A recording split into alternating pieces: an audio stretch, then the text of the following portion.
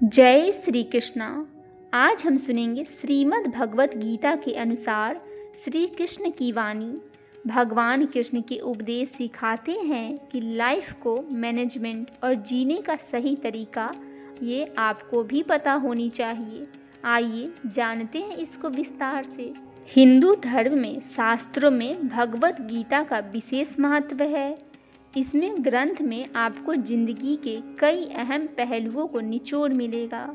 महाभारत के युद्ध में भगवान श्री कृष्ण अर्जुन के सारथी बने थे और गीता उपदेश उस दौरान उन्हीं अर्जुन के माध्यम से मनुष्य को जीवन जीने का सही तरीका बताया था।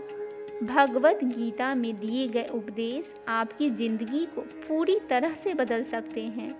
गीता में दिए गए उपदेश केवल ज़िंदगी जीना ही नहीं बल्कि ज़िंदगी को सही तरीके से मैनेज करने का कला भी सिखाते हैं।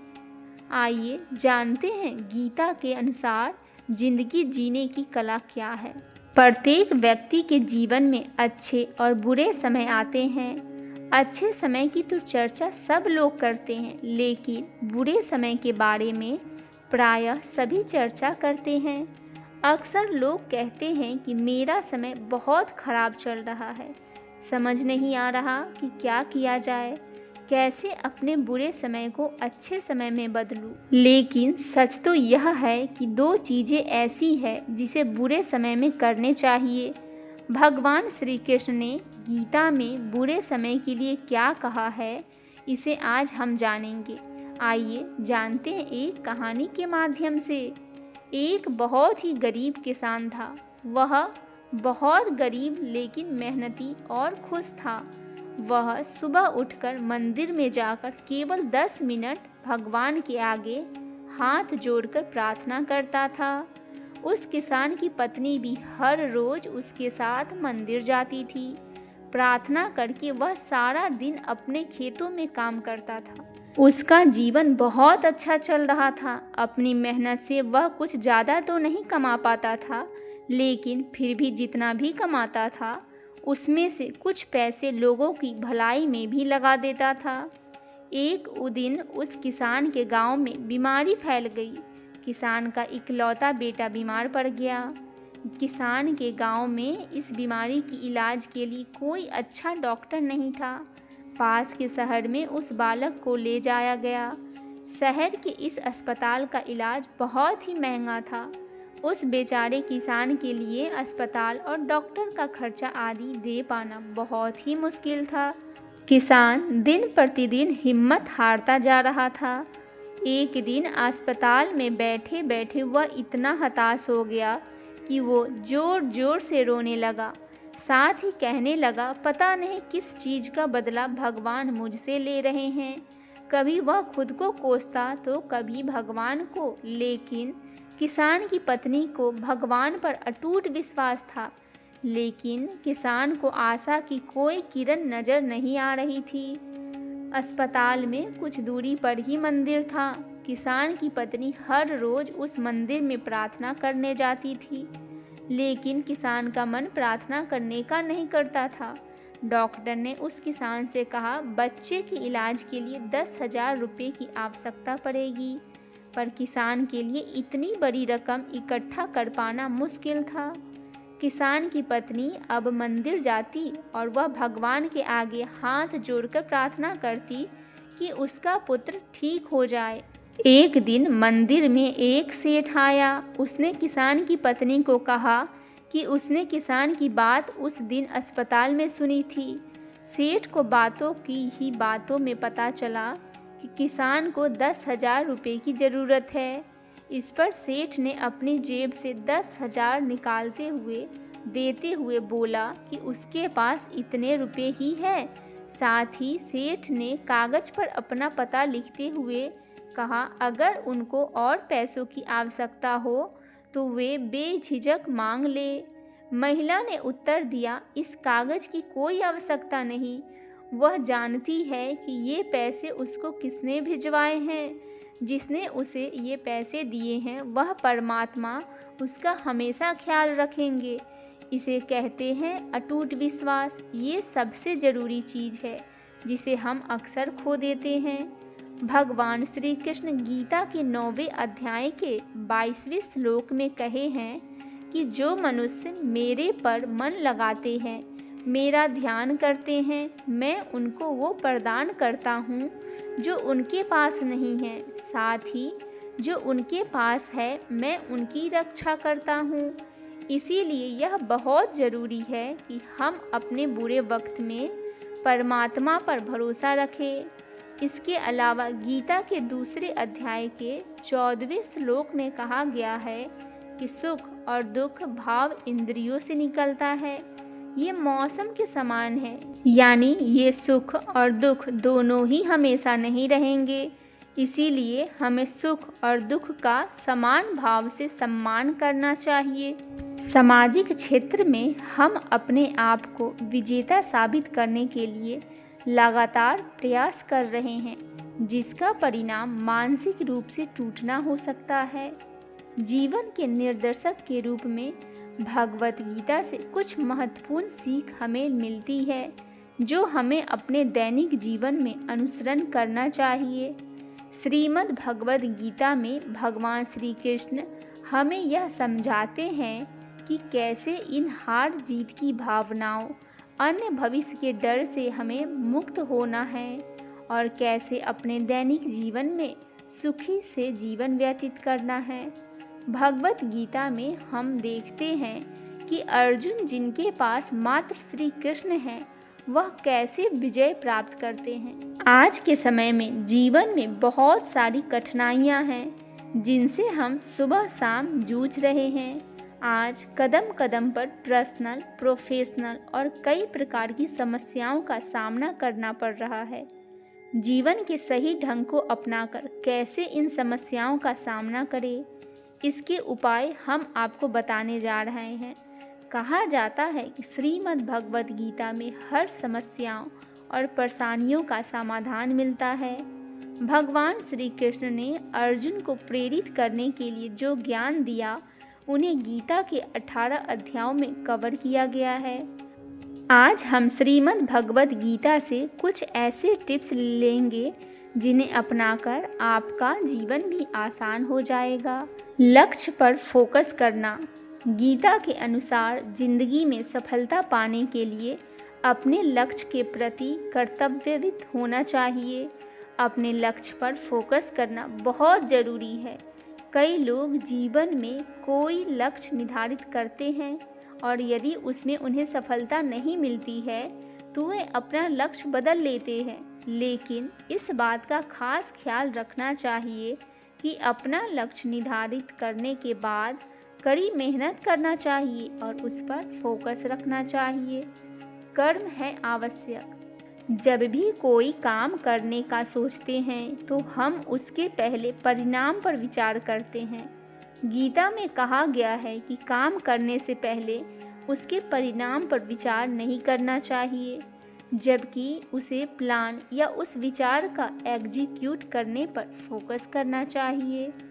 जब भी किसी इंसान के जीवन में दुख आता है तो वह उसी दुख का दुखड़ा हर समय रोने लगता है, जबकि गीता में समझाया गया है कि इस संसार में कुछ भी स्थिर नहीं है, हमेशा परिवर्तन होते रहेंगे। हमें इस बात को समझ लेना चाहिए कि जैसे हमारी खुशी एक समय तक ही रहती है, वैसे ही दुख भी एक समय तक ही रहेंगे और समय आने पर वह फिर परिवर्तित हो जाएगा। सत्य की होती है जीत।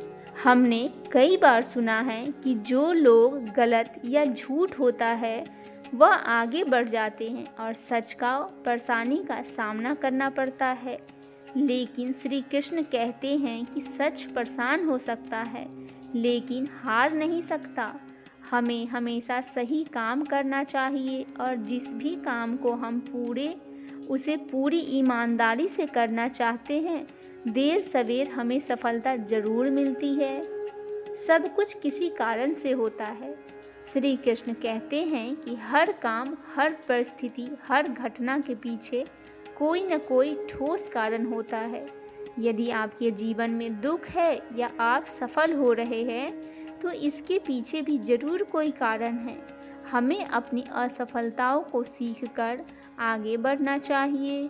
श्रीमद् भगवत गीता में भगवान कृष्ण के द्वारा रणभूमि में अर्जुन को उपदेश दिए गए हैं। गीता की बातें मनुष्य को सही तरह से जीवन जीने के रास्ता दिखाती है। गीता के उपदेश हमें धर्म के मार्ग पर चलते हुए अच्छे कर्म करने की शिक्षा देते हैं। महाभारत में युद्ध भूमि में खड़े अर्जुन और कृष्ण के बीच संवाद से हर मनुष्य को प्रेरणा लेना चाहिए। चलिए जानते हैं। जब अर्जुन युद्ध भूमि में जाते हैं तो अपने सामने पितामह और सगे संबंधियों को देखकर विचलित हो जाते हैं। तब भगवान से श्री कृष्ण उन्हें सही ज्ञान देते हैं कि श्री कृष्ण अर्जुन को उपदेश देते हुए कहते हैं कि हे पार्थ, ये युद्ध और धर्म और अधर्म के मध्य है, इसलिए अपने शस्त्र उठाओ और धर्म की स्थापना करो। भगवान श्री कृष्ण धर्म के मार्ग पर चलने की शिक्षा देते हैं। मनुष्य को भी धर्म का पालन करना चाहिए।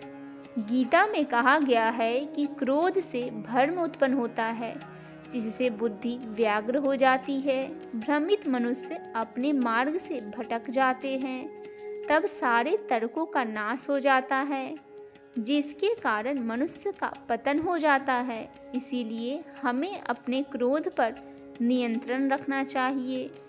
गीता में भगवान श्री कृष्ण ने कहा है कि मनुष्य को उसके द्वारा किए गए कर्मों के अनुसार ही फल प्राप्त होते हैं।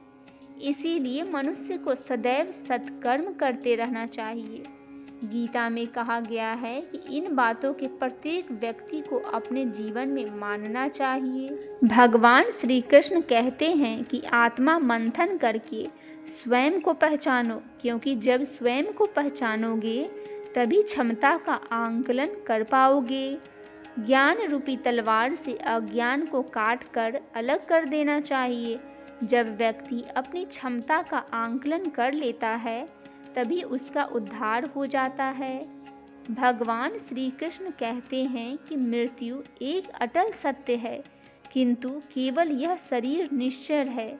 आत्मा अजर अमर है। आत्मा को कोई काट नहीं सकता, अग्नि जला नहीं सकती और पानी गीला नहीं कर सकती। जिस प्रकार से एक वस्त्र बदलकर दूसरे वस्त्र धारण किए जाते हैं, उसी प्रकार आत्मा एक शरीर को त्याग कर दूसरे जीव में प्रवेश कर जाती है। कभी कभी हम सोच सकते हैं, भगवद गीता हमें आधुनिक समय में क्या सिखाती है।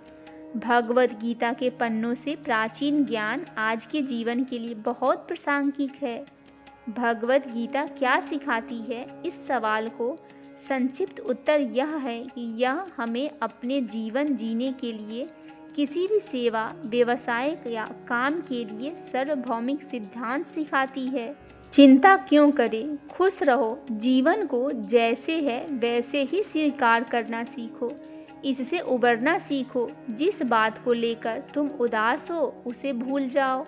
कोई नौकरी या इंटरव्यू जो योजना के अनुसार नहीं हुआ, या कोई रिश्ता जिसकी तुम उम्मीद कर रहे थे लेकिन वह कामयाब नहीं हुआ, तुम्हें चीज़ों को अपने हिसाब से लेना चाहिए। जाने दो और विश्वास रखो कि सब कुछ किसी कारण से होता है।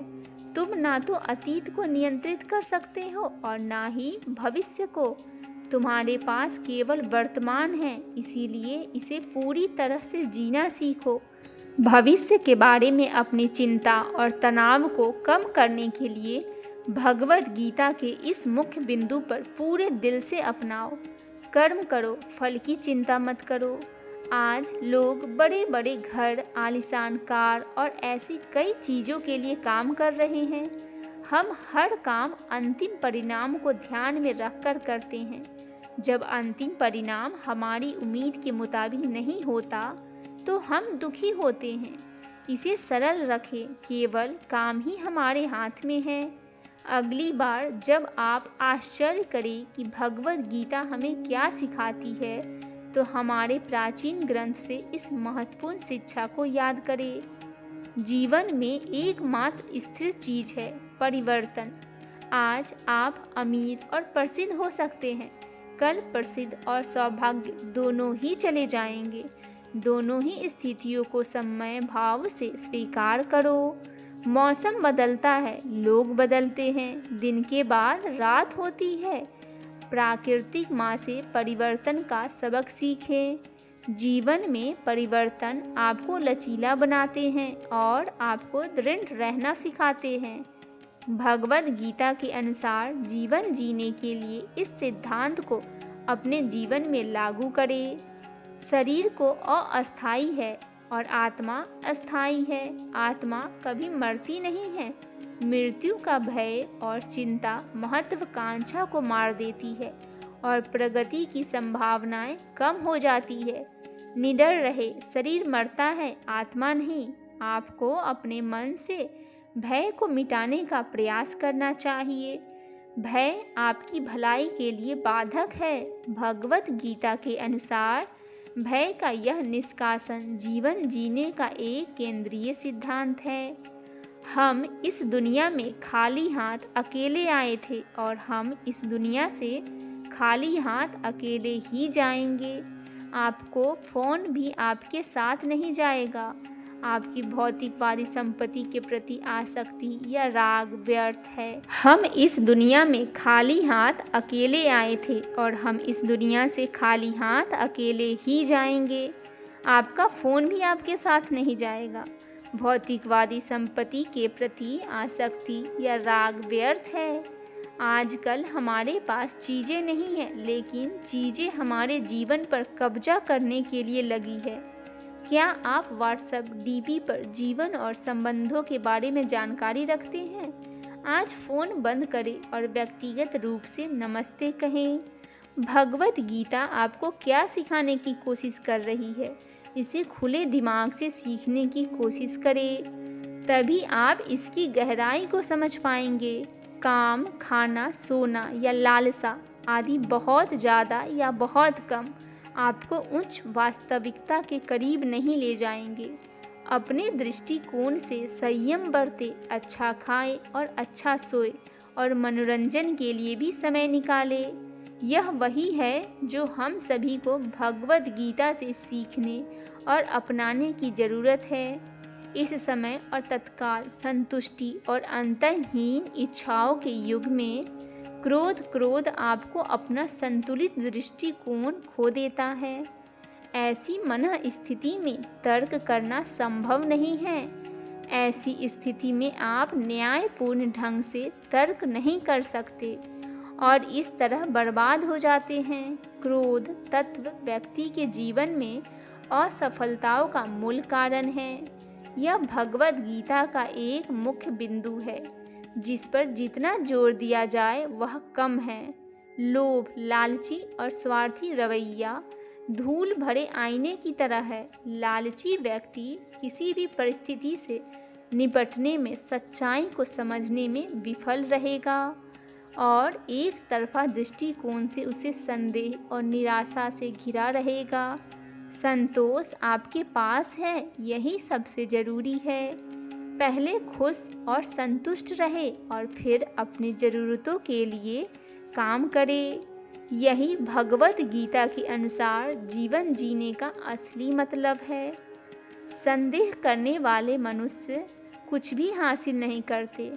पूर्ण सत्य है, ये काम करने वाली किसी भी बड़ी शक्ति पर संदेह करना ही मुख्य कारण है। बहुत से लोग दुखी जीवन में जीते हैं। भगवद गीता के अनुसार संदेह करने वाला व्यक्ति मन इस दुनिया का या अगले जन्म में भी शांत नहीं रहेगा। विश्वास रखे, विश्वास सकारात्मक ऊर्जा और गति लाता है। भगवद गीता से यह महत्वपूर्ण सत्य सीखे। दिमाग मायने रखता है। आपके विचार या आपको बना सकता है या बिगाड़ सकता है। अगर आप सोच सकते हैं तो आप उसे हासिल कर सकते हैं। दिमाग मायने रखता है। आपके विचार या आपको बना सकता है या आपको बिगाड़ सकता है। अगर आप सोच सकते हैं तो आप उसे हासिल भी कर सकते हैं। जब आपका दिमाग किसी परीक्षा या प्रेजेंटेशन से पहले सकारात्मक रहता है तो संभावनाएं भी अधिक होती है कि आप बेहतर प्रदर्शन कर सकते हैं।